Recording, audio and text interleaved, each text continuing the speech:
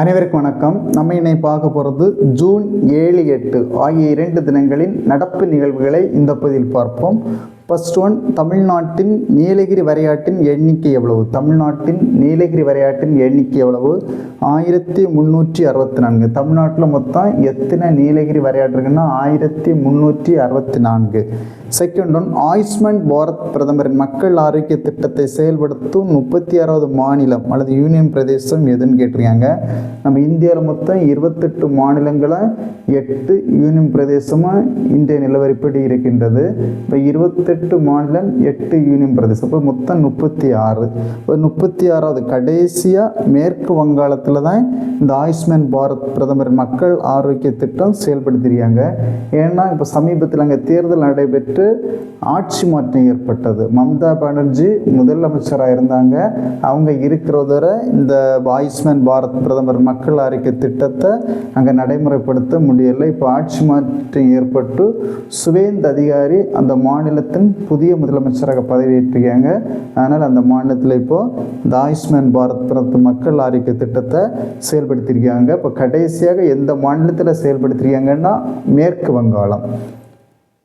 Third one, உலக உணவு பாதுகாப்பு தினம் கடைபிடிக்கப்படும் நாள் ஜூன் 7. உலக உணவு பாதுகாப்பு தினம் கடைபிடிக்கப்படும் நாள் ஜூன் 7. ஒரு ரிப்பீட் பண்ணுவோம். ஃபர்ஸ்ட் ஒன், தமிழ்நாட்டின் நீலகிரி வரையாட்டின் எண்ணிக்கை எவ்வளவு? 1364. செகண்ட் ஒன், ஆயுஷ்மான் பாரத் பிரதமரின் மக்கள் ஆரோக்கிய திட்டத்தை செயல்படுத்தும் 36வது மாநிலம் யூனியன் பிரதேசம் எது? மேற்கு வங்காளம். தேர்ட் ஒன், உலக உணவு பாதுகாப்பு தினம் கடைபிடிக்கப்படும் நாள் ஜூன் 7.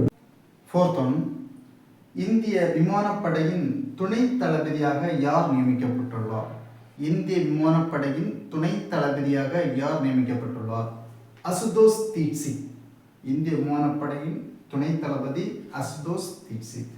ஃபிஃப்த் ஒன், SAFF மகளிர் சாம்பியன்ஷிப் 2026 போட்டியில் எந்த அணி வெற்றி பெற்றது? இந்தியா.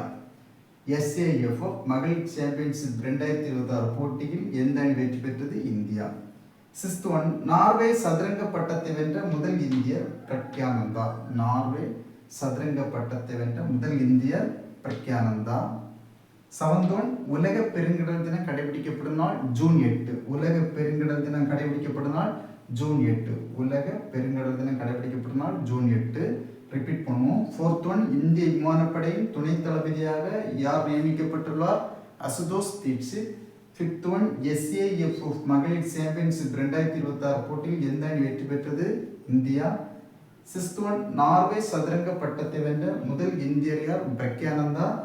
செவன்த் ஒன், முதல் உலக பெருங்கடல் தினம் கடைபிடிக்கப்படும் நாள் ஜூன் 8. உலக பெருங்கடல் தினம் கடைபிடிக்கப்படும் நாள் ஜூன் 8.